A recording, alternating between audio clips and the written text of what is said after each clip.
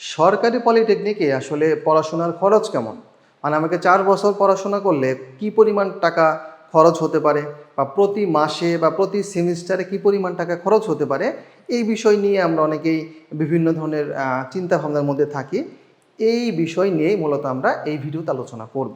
যে সরকারি পলিটেকনিকে আসলে পড়াশোনার খরচটা কেমন হয় সেটা আমরা দেখব। এখন এখানে আবার একটা বিষয় আছে, তুমি যে পলিটেকনিকে তুমি চান্স পেয়েছ বা পড়াশোনা করবে সেই পলিটেকনিকের অবস্থানটা আসলে কোথায় তার উপরে ভিত্তি করে খরচটা কিন্তু নির্ভর করে। কিছু কিছু খরচ আছে ফিক্সড, যেমন তোমার ফর্ম ফিল আপের খরচ, ভর্তি ফি, এগুলো তো ফিক্সড।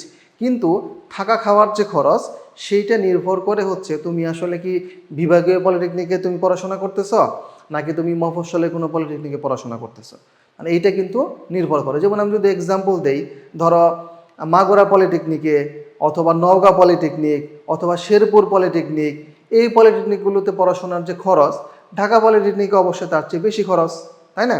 তাহলে এই বিষয়গুলো আমরা এখন ক্লিয়ার হব। যেমন দেখো, এখানে যদি আমি কয়েকটা ক্যাটাগরিতে দেখি যে পড়াশোনার খরচ, যেমন ভর্তির সময় তোমাকে এককালীন একটা খরচ দিতে হবে। ভর্তি ফি থেকে শুরু করে আর আনুষঙ্গিক বিভিন্ন বিষয় আছে, সেই বিষয়গুলো থেকে শুরু করে তোমাকে মোটামুটি এখানে 1500 থেকে 2500 টাকার মতো খরচ হতে পারে।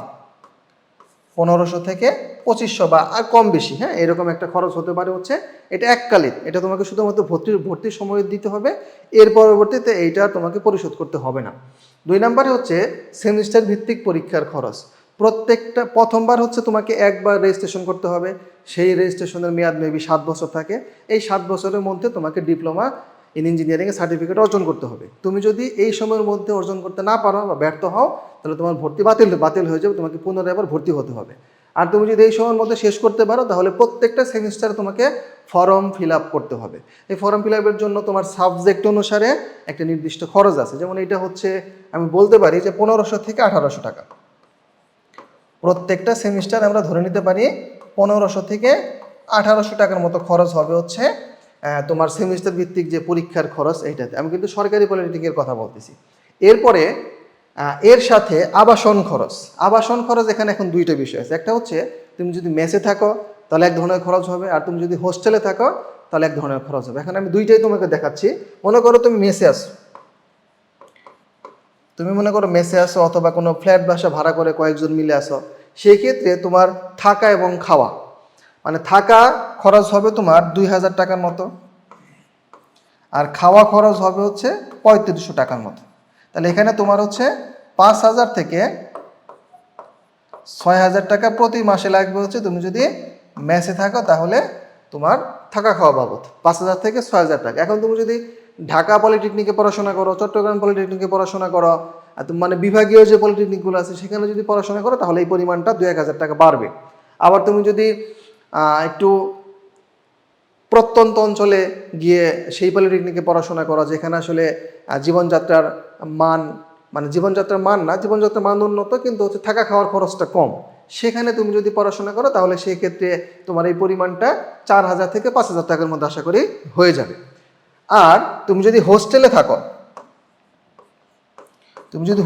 থাকো সেই ক্ষেত্রে হোস্টেলে মেবি হচ্ছে আমার যতটুকু জানা আছে, এইটা জানা মতে হচ্ছে হোস্টেলে কোনো ফি দিতে হয় না। মানে আবাসনের জন্য, থাকার জন্য কিন্তু কোনো ফি দিতে হয় না, কিন্তু খাওয়ার জন্য হোস্টেল ভেদে তোমাকে হয়তো বা 2800 থেকে 3500 টাকার মতো খরচ হবে হচ্ছে খাওয়ার জন্য। 3500 টাকা লাগবে না, 2800 থেকে 3200 টাকার মতো খরচ হবে হচ্ছে খাওয়া বাবদ। এখানে থাকা ফ্রি, মানে থাকার জন্য কোনো টাকা দিতে হবে না। এখন প্রত্যেকটা পলিটেকনিকে কিন্তু আবার হোস্টেল নাই। সরকারি যে পলিটেকনিক আছে মহিলাদের জন্য সম্পূর্ণ, মানে সব পলিটেকনিকেই আবাসনের ব্যবস্থা আছে মহিলা পলিটেকনিকে, কিন্তু সরকারি পলিটেকনিক যেগুলো হচ্ছে মিক্সড ছেলে এবং মেয়ে উভয়ের জন্য, সেখানে কিন্তু প্রত্যেকটা পলিটেকনিকে হোস্টেল নাই। এটা জেনে শুনে তারপরে কিন্তু তোমাকে অ্যাপ্লাই করতে হবে, এবং সেখানে হোস্টেলে না থাকলে তোমার খরচের পরিমাণটা কিন্তু বাড়বে। এখানে দেখো, এখানে তুমি 3000 টাকায় হয়ে যাচ্ছে, আর এখানে কিন্তু প্রায় ডাবল পরিমাণ টাকা লাগতেছে, ঠিক আছে, দ্বিগুণ পরিমাণ টাকা কিন্তু এখানে তোমার লাগতেছে। এগুলো কিন্তু মাথায় রাখতে হবে যে তোমার আর্থিক অবস্থানটা কেমন, সব কিছু বিচার বিবেচনা করে তারপরে কিন্তু তোমার অ্যাপ্লাইটা করতে হবে।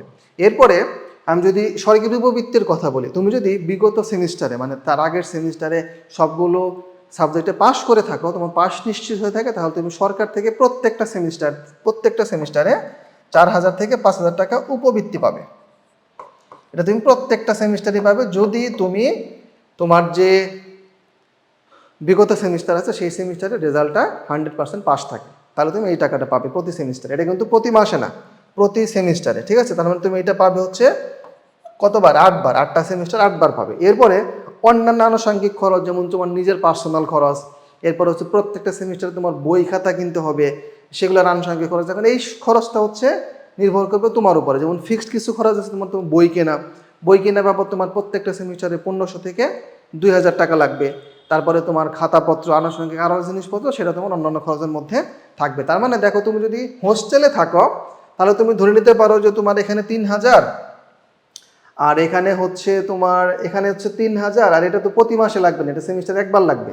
আর এখানে কিছু খরচ, তার মানে তোমার 5000 টাকার মধ্যেই তোমার এক মাসটা চলে যাবে, ঠিক আছে? আর তুমি যদি মেসে থাকো তাহলে সেই ক্ষেত্রে এই পরিমাণটা আর একটু বেশি লাগবে, তোমার 6-7 হাজার টাকা লাগবে প্রত্যেক মাসের খরচ হিসেবে। আশা করি তোমাকে আমি যে সরকারি পলিটেকনিকে যে প্রত্যেক মাসে যে খরচটা হয় একটা স্টুডেন্টের, সেটা তোমাকে বোঝাতে পেরেছি।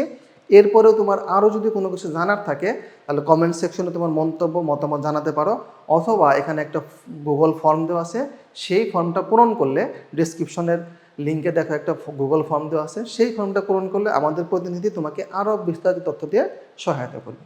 সকলের জন্য শুভকামনা।